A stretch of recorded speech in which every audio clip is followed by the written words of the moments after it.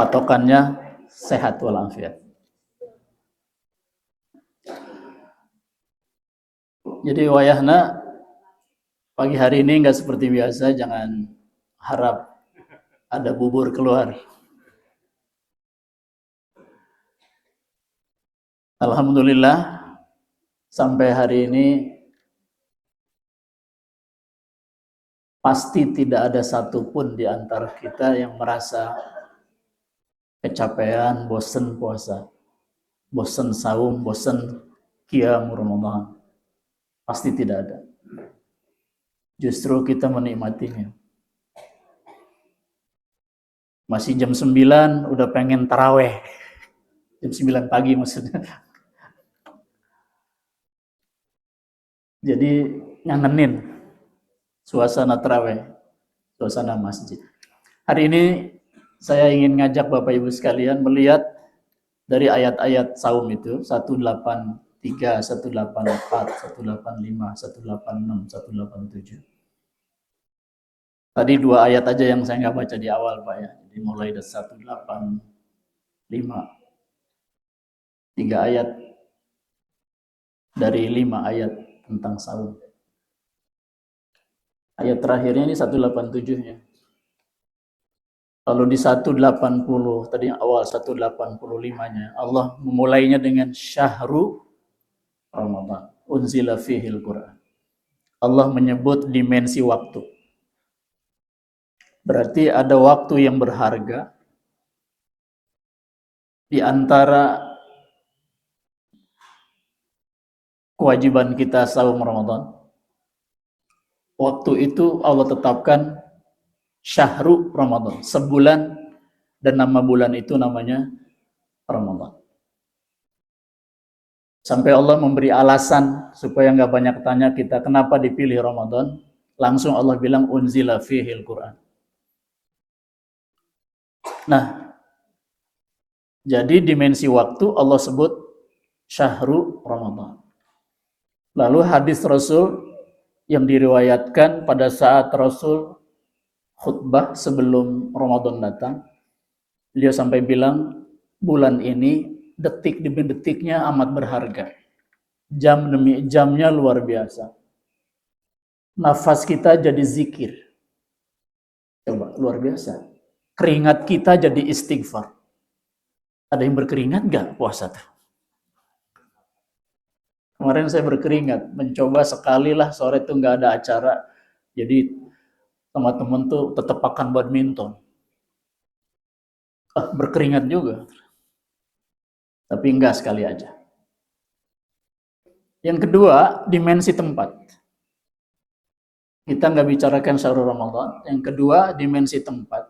Allah sebut di salah satu ayat, yaitu di 187-nya al-masjid, al-masajid. Al-masajid ini jamak Pak, plural dari bentuk masjid. Masjidun, masjidani, masajid. Jadi dia plural, singularnya masjidun. Masjid itu apa? Dia tempat. Tempat. Tempat apa? Tempat di dalamnya kita mengabdi beribadah kepada Allah. Tempat orang yang mensucikan dirinya, satu mutatahhirun, yang kedua al-muqarrabun, orang yang mendekatkan diri kepada Allah, pengen dekat. Itulah tempatnya disebut namanya masjid. Jadi orang yang masuk ke sini itu yang pengen mensucikan dan pengen mendekatkan diri. Masjid. Nah, masjid itu Pak, di ayat yang lain dia disebut dengan buyut, bait. Bait. Jadi kita lihat kenapa Allah menggunakan kata bait. Padahal ini dia. Fi buyutin adzinallahu an turfa'a wa yudhkara fiha ismuhu wa yusabbihu lahu fiha bil ghuduwi wal asal. Di rumah-rumah. Nah, bait itu singularnya bait, pluralnya buyut.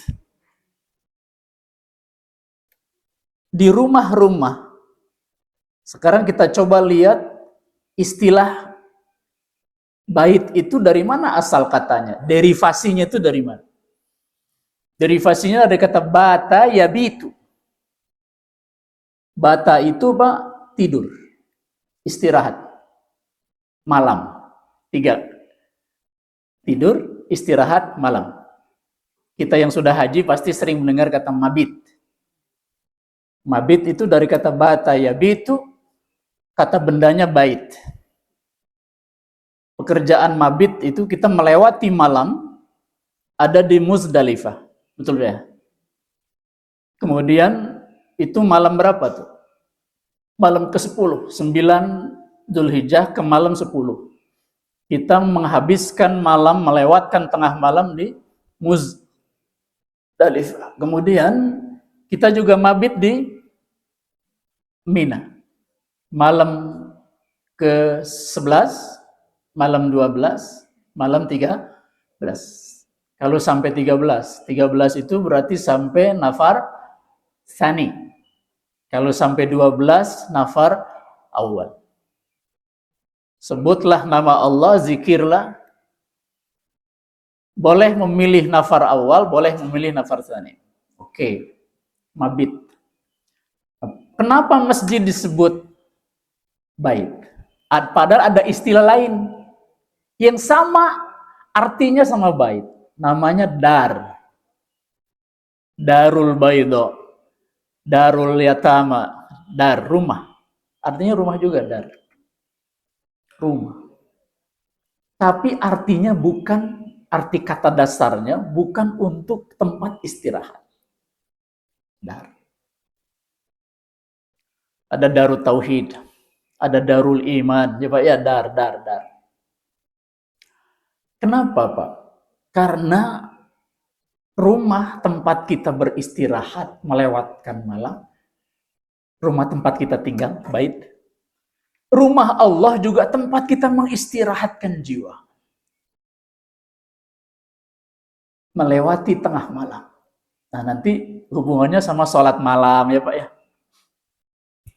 Ujungnya tuh saya ingin mengatakan bahwa rumah saya, rumah Bapak, rumah Ibu, tempat kita di dunia hidup ini 2. Satu, rumah tempat tinggal kita. Satu lagi rumah Allah ini. Jadi ada 2 rumah kita yang harus kita selalu ingat. Punten, Ibu kalau kemana-mana ingatnya kemana? Pengen pulang tuh ke rumah. Mau istirahat, bener ya? Sekarang kita rubah.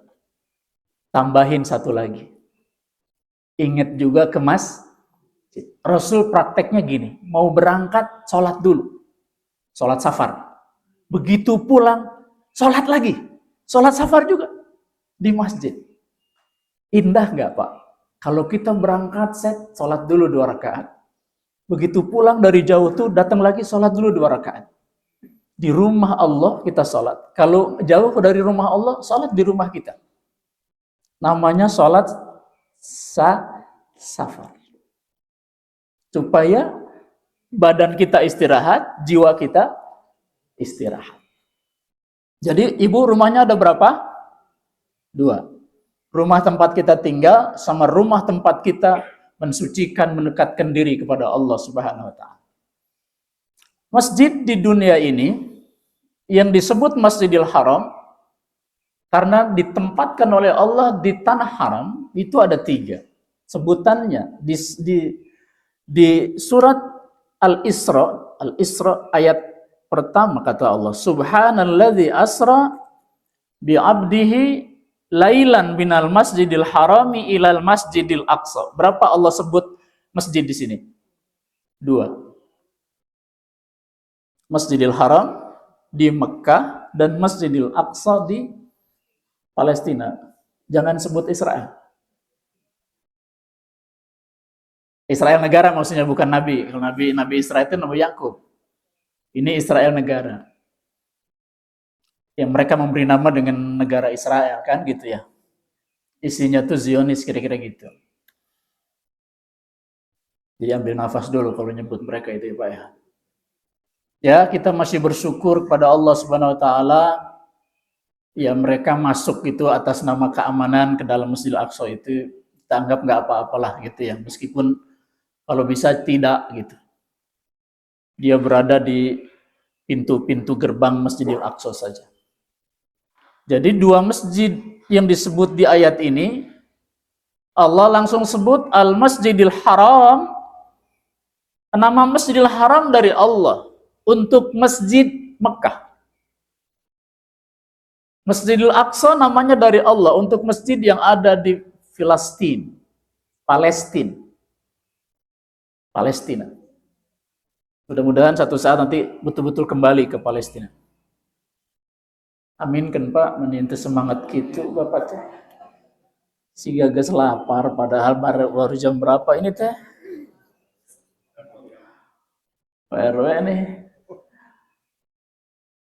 Memang sahur jangan banyak-banyak ya. Seperlunya aja. Nggak harus 2 piring. Yang ketiga, Allah sebut, ini tafsir nih Pak, mulai. Ketika Allah menyebut di surat At-Taubah, ayat 108. La masjidun ussisa alat taqwa. Ini ada 2 tafsir. Yang pertama mengatakan ini Masjid Kuba. Masjid pertama Rasul bangun saat hijrah dari Mekah ke Madinah. Yang kedua, ini Masjid Nabawi Asy-Syarif. Haram Syarif, Haram Nabawi. Kalau kita sering menyebutnya Haram Nabawi, Haram itu nama Masjidil Haram. Haram Nabawi, Haram Makki. Haram Makki itu yang di Makkah, Haram Nabawi yang di Madinah. Jadi la masjidun ussisa 'alat taqwa, sungguh masjid yang dibangun atas ketakwaan. Ini dimaksud adalah Masjid Nabawi. Jadi ada berapa masjid yang dimuliakan Allah ditempatkan di tanah haram? 3. Masjidil Haram di Mekah, Masjidil Aqsa di Palestina, dan Masjid Nabawi Asy-Syarif di Madinah Al-Munawwarah. Rasul menetapkan batas-batas tanah haram di Madinah. Begitu kota ini menjadi Madinah Al-Munawwarah, At-Thayyibah, gitu sebutan-sebutannya itu. Dulunya Yasrib pada zaman jahiliyah. Dirubah oleh Rasul Madinah yang tamadun, yang penuh dengan peradaban, penuh dengan etika di situ. Nah, sekarang ada tempat, jadi sebut saja tempat yang disebut dimuliakan Allah, Allah sebut dalam ayat-ayat puasa, masjid. Allah sebut wa antum akifuna fil masajid. Itu kalau ayatnya wala tubashiruhunna, janganlah lagi kalian memakai pasangan kalian. Paham ya? Paham Bu? Ya nggak usah dijelasin. Saya nanya paham kan? Paham. Pinter.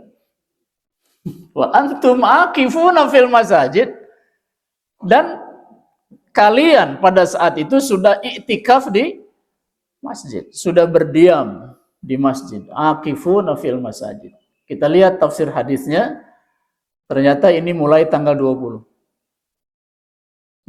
Ramadan. Masuk 21 awal, ba'da asar itu sudah masuk masjid. tanggal 20 asar sudah masuk masjid. Sekarang 17. Berarti ini hari Sabtu ya Pak. Ahad 18. Jadi hari Selasa. Hari Selasa asar, kalau mau itikaf Bapak masuk ke masjid pada asar. Begitu maghrib sudah, jangan pulang-pulang sampai akhir Ramadan. Makannya kumaha Ustaz? Insya Allah. Cukup makan insya Allah. Maksudnya makan insya Allah? Jangan keluar. Kecuali ada hajat sangat darurat. Kalau hajat-hajat kecil besar ada di masjid, sekitar masjid. Baju bisa diantar. Rumah depan masjid pakai gosen. Gosen kirim. Ibu, kalau mau dapat pahala yang sama, tapi tidak iktikaf full ke masjid, boleh juga. Menyiapkan segala hal, perlengkapan, kebutuhan bapak-bapak yang sedang iktikaf. Suami ya, maksudnya suami. Suami sendiri ya. Memang boleh Ustaz nyiapin suami orang gitu? Boleh, asal ulah diarah weh. Mudah-mudahan Pak Era nggak ngerti. Diarah maksudnya diarah itu nggak ngerti ya. Kalau diarah nggak boleh. Jadi ibu misalnya dulu punya mantan kita, suami kita almarhum, punya sarung tuh ada 12 misalnya. BHS 7. Wadimor 2. Atlas 1. Gajah. Gajah lumpang atau gajah beger. Ibu cuci segala macam, sengitan simpen masjid. Takut bapak-bapak ada yang butuh, simpen. Itu bagus banget itu. Sekalian aja sama jasnya waktu kawin. Cuci, laundry, simpen juga. Bisi saat itikaf ada yang mau pakai jas. Jadi masuk tanggal 20 ba'da asar. Nanti keluarnya malam takbiran, ba'da maghrib hari terakhir Ramadan.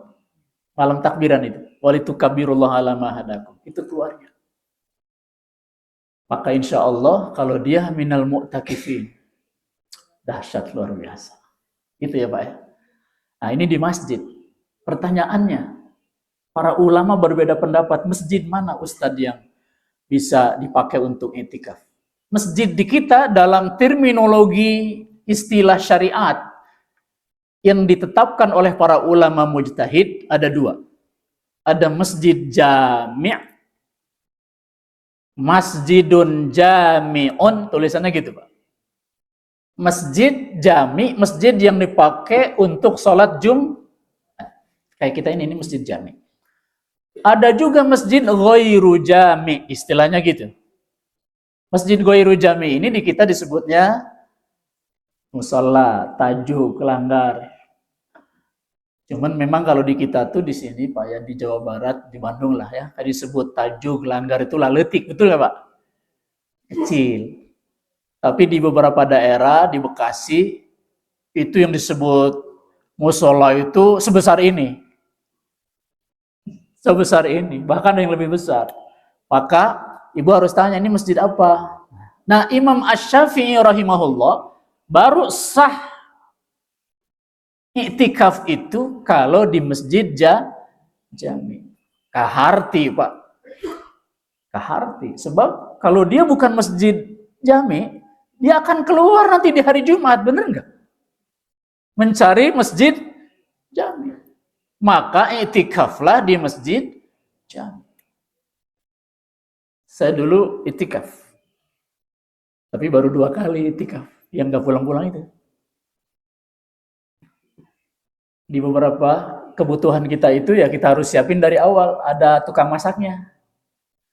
Dihitung itu berapa kebutuhan kita dalam 10 hari itu. Makan kita, buka dan sahur. Tapi ternyata luar biasa. Karena yang bersedekah Pak, untuk memberi kita berbuka itu dahsyat.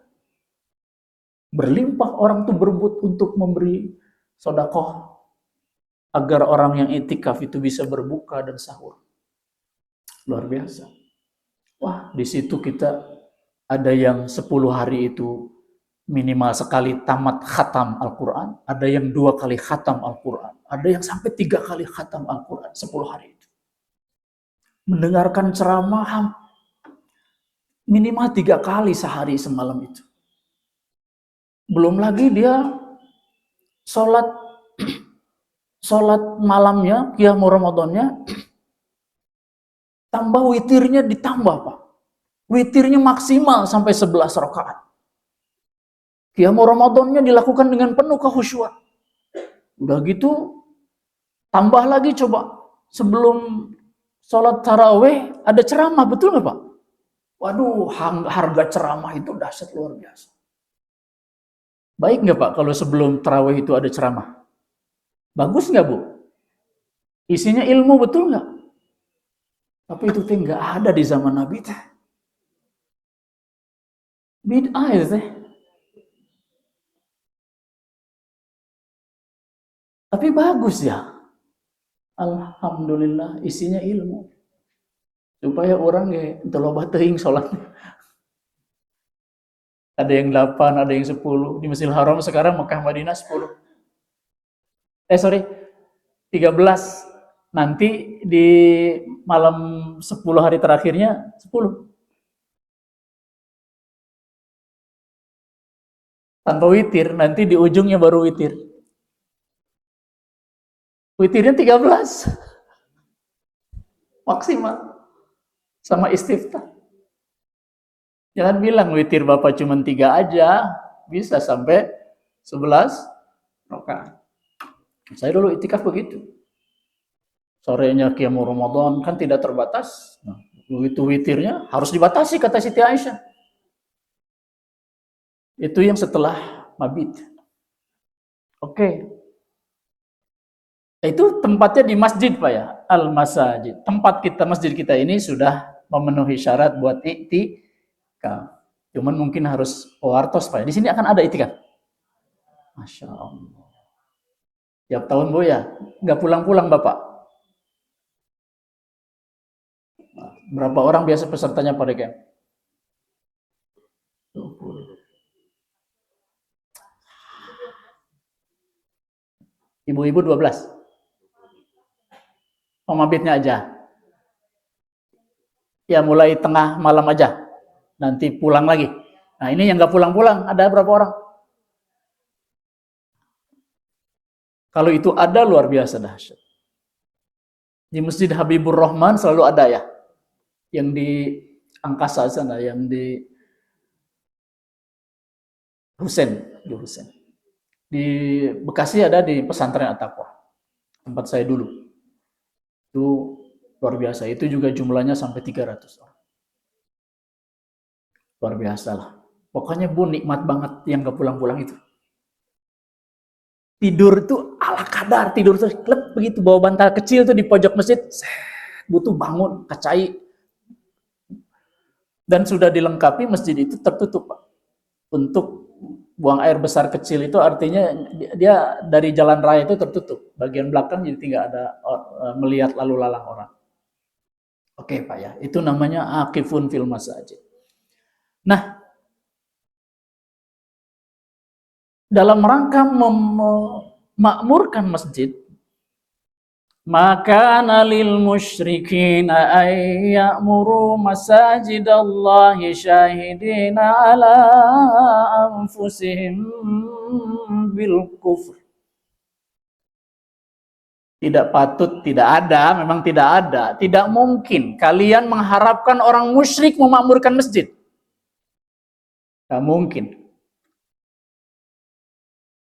Orang yang menduakan Allah, yang mengaku muslim. Musyrik ada yang tidak mukmin, dia kafir. Kafir musyrikin. Kafir musyrikin. Ada mukmin musyrikin juga, Pak. Artinya dia ngaku orang mukmin, ngaku doang, tapi dalam prakteknya dia melakukan isyrak. Jadi nggak sah imannya sebetulnya. Atau kalau imannya disebut sah, karena nanti di ujungnya diperiksa iman, dia artinya mukmin yang sangat berdosa besar. Sehingga dosanya itu tidak diampuni Allah. Sehingga dosanya tidak diampuni. Allah tidak mengampuni dosa syirik. Dan Allah mengampuni dosa yang lain. Tapi ada yang menafsirkan juga, sebab gini, kata Nabi SAW, Saat seorang itu mencuri, sedang beriman nggak orang itu, Pak? Nabi bilangnya tidak beriman. Tidak beriman seseorang saat dia mencuri. Hadis lainnya, tidak beriman seseorang saat dia berzina. Betul ya, Pak ya? Berarti saat dia mencuri, imannya hilang. Nah, pada saat imannya hilang, dia jadi apa itu? Kafir apa tuh? Kebalikan mukmin itu kan kafir, benar nggak? Jadi pabelit itu. Nah, kata Allah, maka lil musyrikin ayyamuru masajid Allah. Jangan harap orang-orang musyrik memakmurkan masjid. Kita balik mahamnya sekarang. Orang yang rajin kayak kita. Halo? Alhamdulillah gitu Ibu. Orang yang rajin kayak kita ke masjid ini.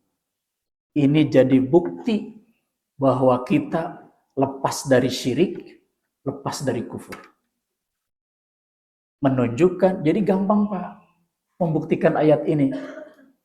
Kalau orang itu hatinya tertambat dengan masjid, menjadikan masjid rumah pertamanya, rumah keduanya yang itu tuh Pak.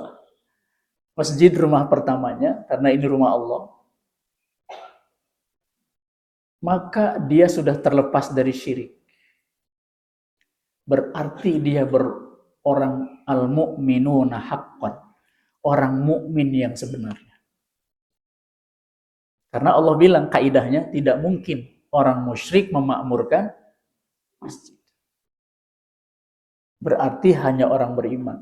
Maka kalau pengen tahu orang beriman yang terhindar dari syirik, lihat aja kalau dia ahli masjid, dia sudah menyatakan diri syahidin, bersaksi syahidin atas diri kita bil iman. Kalau ini kan bil kufri, yang tidak memakmurkan masjid karena syirik, dia sedang menampakkan dirinya, mempersaksikan dirinya bahwa aku bukan orang beriman.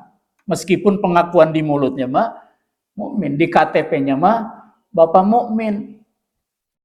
Bangga bertetangga dengan masjid Baitul Mukmin. Ini pakai bait Pak ya? Sama bait ini. Ada di dalam surat Al-Furqan.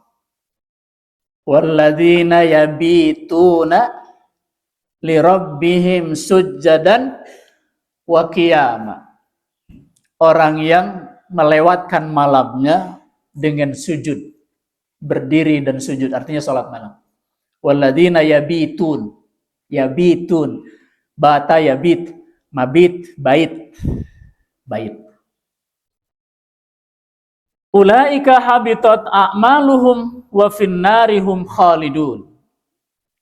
Maka batallah amal mereka yang lalu,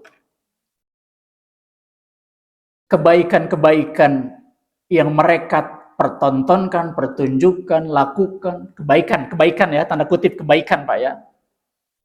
Kalau diarabkan kebaikan itu khairat atau amalun saleh. Ada yang dibatalkan Allah, kebaikan orang yang mungkin awalnya mukmin tapi ketika dia musyrik, ketika dia kafir, itu batal. Nggak ada nilainya. Nggak ada nilainya. Allah bilang hanya dikasih nilai di dunia saja.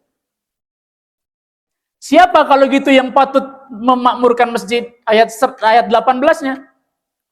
Innama ya'muru masajidallahi man amana billahi wal yawmil akhir wa aqamas salata wa ataz zakah wa lam yakhsha illallah fa'asa ulaika ay yakunu minal muhtadin.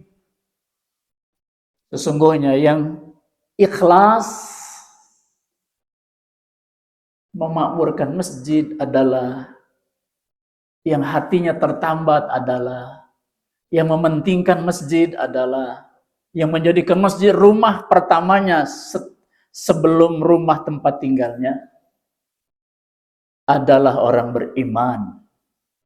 Ini kata Allah. Itu tanda ciri, berarti indikator.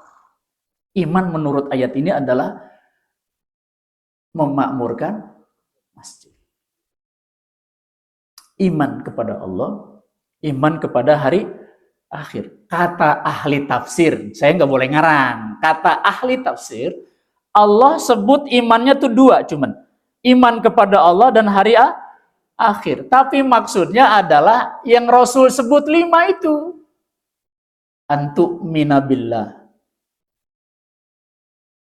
wa malaikatihi wa kutubihi wa rusulihi wal yaumil akhir. Allah sebut di surat An-Nisa 5. Tapi Allah sebut, Rasul sebut tambah satu lagi. Iman kepada qadar, takdir, khairihi wa syarrihi. Iman kepada Allah, iman kepada para malaikat, iman kepada kitab-kitab, iman kepada para rasul, iman kepada hari akhir, dan iman kepada qada dan qadar baik dan buruk. Rasul menafsirkannya dengan 6, Allah menyebutnya dengan 5. Jadi satunya 6 itu ada di hadis Rasulullah SAW, tertebar di berbagai ayat itu adanya. Jadi tidak nyambur di situ, qada dan qadarnya itu ada di ayat-ayat lain.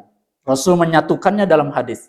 Kalian tidak tahu sebetulnya ada 6, ayat itu sebut 5 karena yang satunya ditebar di setiap ayat dalam Al-Qur'an, ini dia jadi 6 gitu.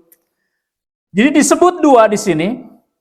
Amana billah wal yaumil akhir, tapi maksudnya adalah 6 rukun iman. Ada berapa rukun iman? 6. Rukun kafir? 6 juga. Tidak iman sama Allah, tidak iman malaikat.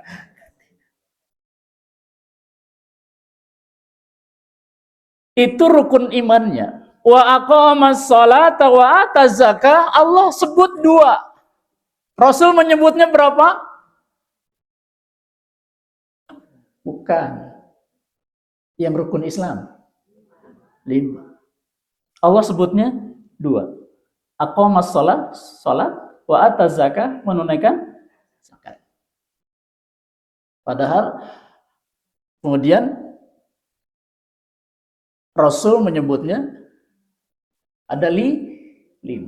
Antashhada alla ilaha illallah, syahadat, antuqimas salat, antu'tiyaz zakah, zakat, antasuma ramadan, saum, antahujjal bait in istata'ta ilaihi sabil.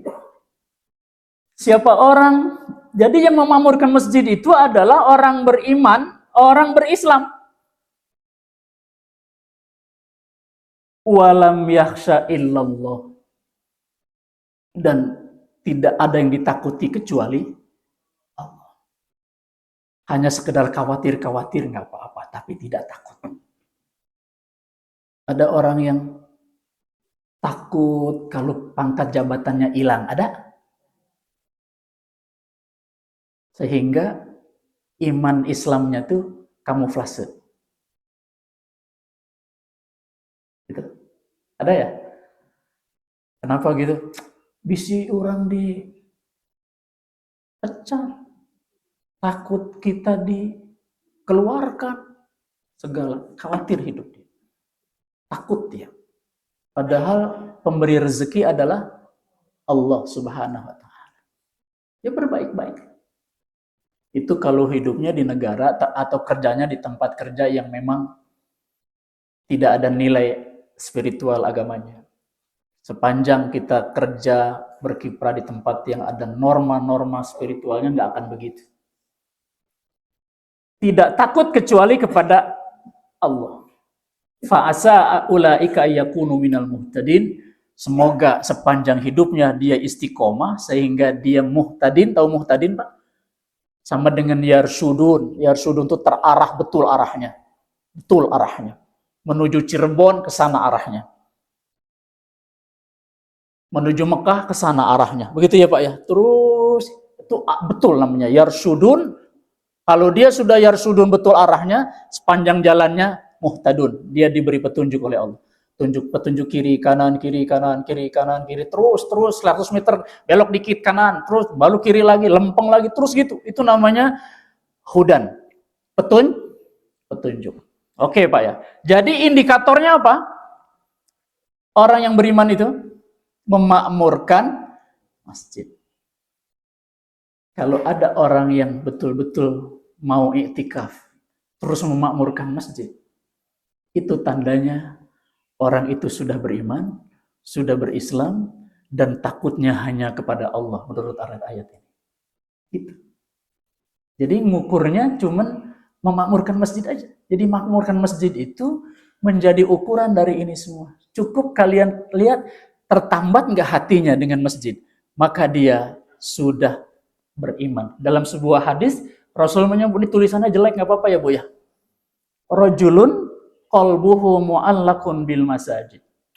Rajulun itu mubtada, qalbuhu mubtada tsani, mu'allaqun tertambat hatinya dengan masjid. Orang yang menjadikan masjid, istilah saya, rumah pertamanya, dia mu'allaqun bil masajid. Terakhir, karena udah bunyi Pak ya. Terakhir, masih lama? Sampai jam 9. Ibu enak, saya udah mulai kering ini. Kan bahaya nanti kalau minta air, bener ya? Tambah saya mau ada kelas saya nanti di Cirebon hari ini jam 10. Ya harus berangkat. Wa qalbu rajulun qalbuhu mu'allaqun bil masajid. Taklik hatinya itu ngelik. Nah, taklik itu ngelik. Taklik bahasa Arabnya itu ngelik. Bahasa kitanya. Pak, mulai sekarang kalau Bapak ada di luar kota, ada hujan besar, ada badai, yang kita khawatirkan cuma dua. Rumah tempat tinggal kita dan rumah Allah. Rumah Pak RW, kedua ya Pak RW. Nah. Yang kita khawatirkan, masjid kita, rumah kita di rumah. Dua. Jangan cuma rumah doang, kenapa sampai gitu? Bisi itu bocor, rumah itu bisi. Kapan mau mikir kayak gitu terhadap masjid? Begitu kejadian segala, pertanyaannya itu gimana masjid kita, kena angin nggak? Bagaimana masjid kita? Bagaimana masjid kita? Itu bukti bahwa hatinya itu ngelik dia dengan masjid. Hanya orang-orang yang begitu Pak, yang akan menjadi catatan Allah dia, bahwa dia sudah dijamin.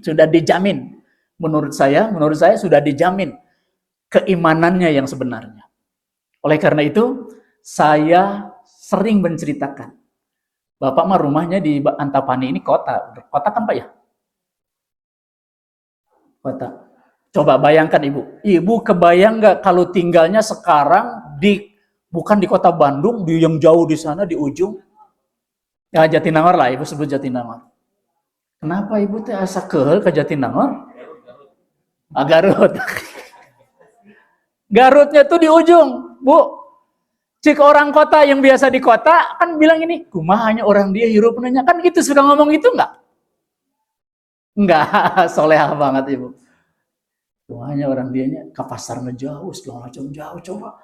Rek ke hotel jauh, rek ulin jauh, segala macam jauh ya Mas, singgali yuk.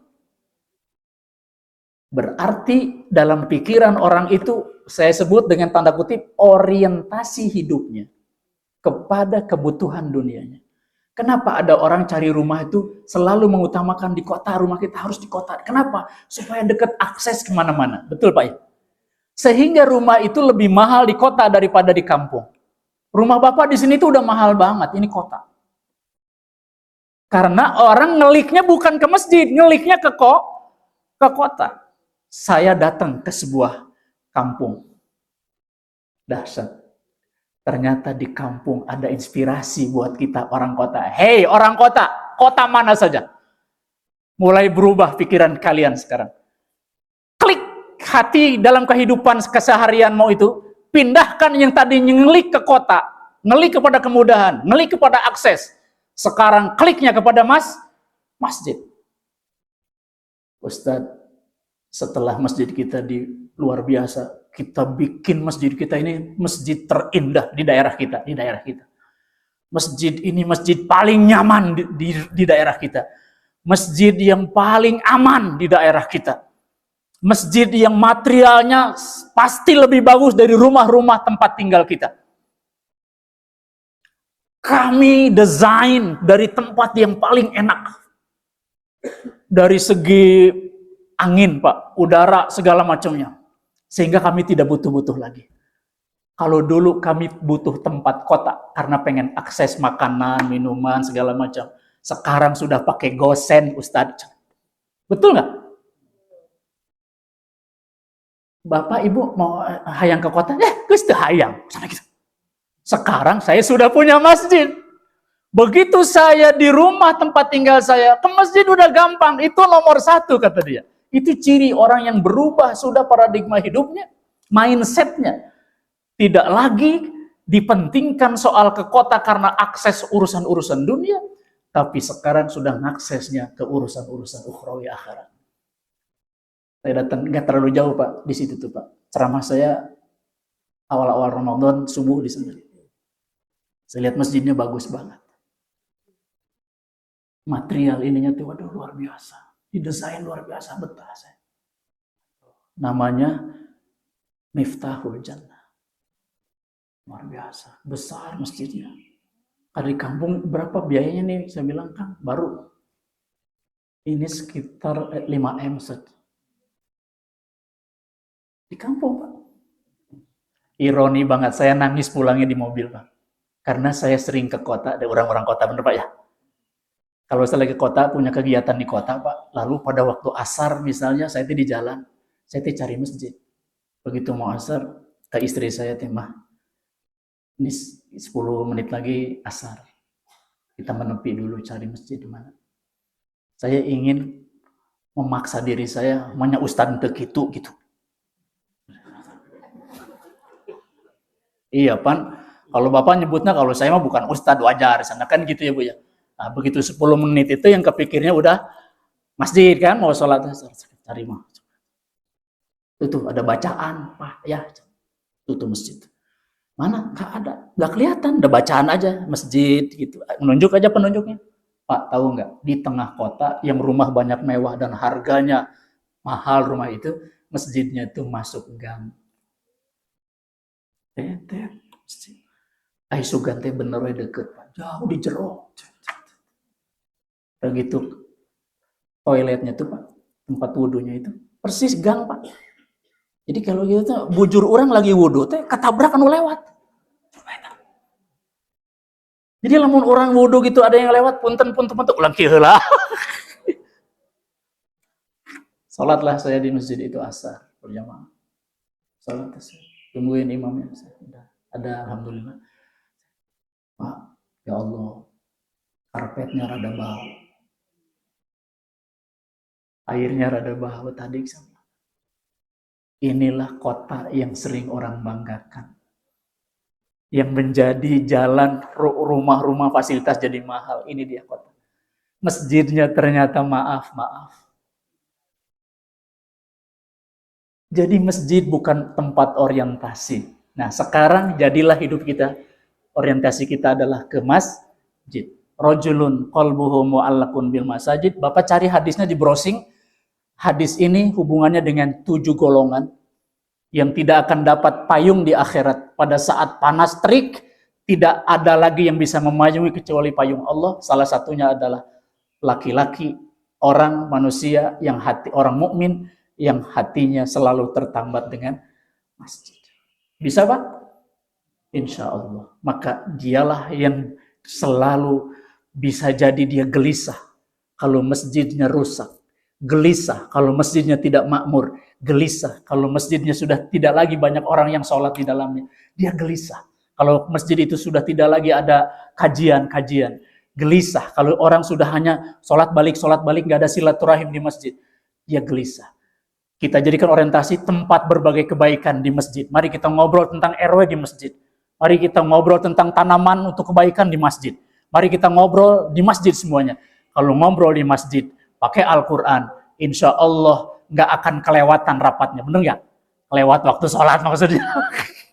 Bisa nggak orang waktu zuhur masih terus ngobrol rapat di masjid? Kan nggak mungkin. Kalau di kantor RW, kan bisa, bukan masih, bisa jadi kan? Bisa jadi. Maka zaman Nabi begitu. Maka pastikan Segala organisasi terkecil di kita juga hanya urusan maslahat dan kebaikan. Nggak ada urusan ketidakbaikan. Karena urusannya segalanya baik, maka patut semuanya dibicarakan di dalam masjid. Kecuali dagang tidak boleh. Dagang. Termasuk khotib-khotib yang berdiri di mimbar ini. Tidak boleh menghina orang. Tidak boleh mendiskreditkan orang. Yang boleh adalah mengajak bertakwa kepada Allah Subhanahu wa Ta'ala. Kalau ada khotib berdiri di sini lalu dia menyebut nama-nama, merendahkan orang, menghina orang, dia kontraproduktif. Bukan itu untuk di masjid. Di masjid hanya untuk kebaikan. Hatta sendal kita yang nggak jelas pun, nggak jelas maksudnya kebersihannya di luar. Betul nggak? Yang dibawa masuk adalah yang suci, bersih, halal. Luar biasa ya? Insya Allah. Itu saja Bapak Ibu sekalian berbahagia. Udah lewat 5. Tuh kan langsung disada. Alhamdulillah. Mudah-mudahan saum kita hari ini lancar Bu ya. Makbul indallah. Baik, saya kasih kesempatan satu aja untuk nanya lah. Ibu-ibu aja yang solehah. Nah Ibu. Udah angkat tangan dari tadi Ibu. Kuma Bu.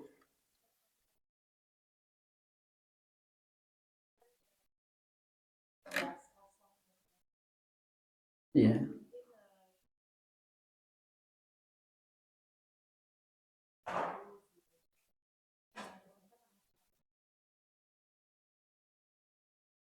Was-was ya.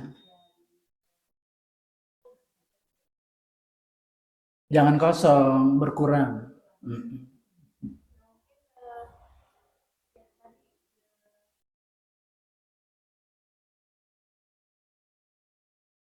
Iya.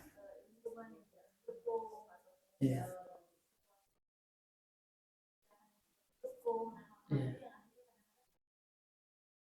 Iya.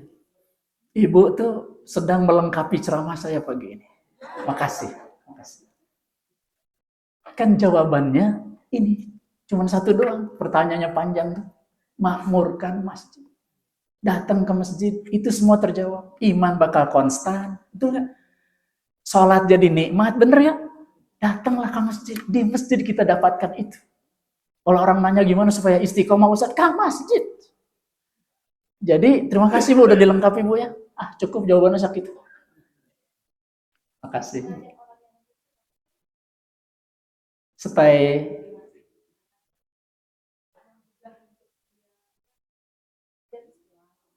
Ya, dia udah baik. Ya makanya saya bilang juga saya kalau ceramah di mana-mana tuh orang itu juga yang soleh itu terus. Hah? Enggak Pak, sekarang ada yang lewat YouTube Pak. Ini yang sekarang di itu dimasukin YouTube itu ada yang nonton saya di luar kesempatan pagi ini. Alhamdulillah, terima kasih. Ada yang lapor juga Ustadz, saya lihat kajiannya di Masjid Baitul Mukmin. Alhamdulillah. Banyak. Jadi berarti ada yang nggak hadir tapi bisa menikmati gitu ya Bu ya. Ya, tapi dia tidak dapat pahala masjid itu aja. Sampai dia nanya, itu Baitul Mukmin di mana Ustadz? Oh jauh banget, di rumahnya di Tangerang. Kalau harus ke sini kan luar biasa. Jadi itu memudahkan. Jadi intinya mah atas ya. Jawabannya tadi dari ceramah ini ya Bu ya. Pokoknya kalau pengen istiqomah, pengen tambah iman, imannya konstan, menikmati kehidupan bermasyarakat, maka makmurkan masjid dengan nomor 1 sholat, tilawah Quran, zikir di masjid, begitu Pak ya. Zikir itu termasuk silaturahim. Jangan pulang assalamualaikum balik, enggak. Tungguin teman yang dia kalau mau jalan pulang ke satu arah, tungguin dulu teman yang satu arah. Bener nggak? Ngobrol silaturahim. Kamu yang belum satu arah, sama itu saya bawa silaturahim ini minggu ini. Yang kedua, minimal. Bapak satu hari harus satu kali masuk masjid. Minimal. Jadi kalau pas, ini untuk minimalis taklik hati. Kalau hari ini saya belum ke masjid, Masya Allah, belum ke masjid. Hari ini. Dia harus ke masjid.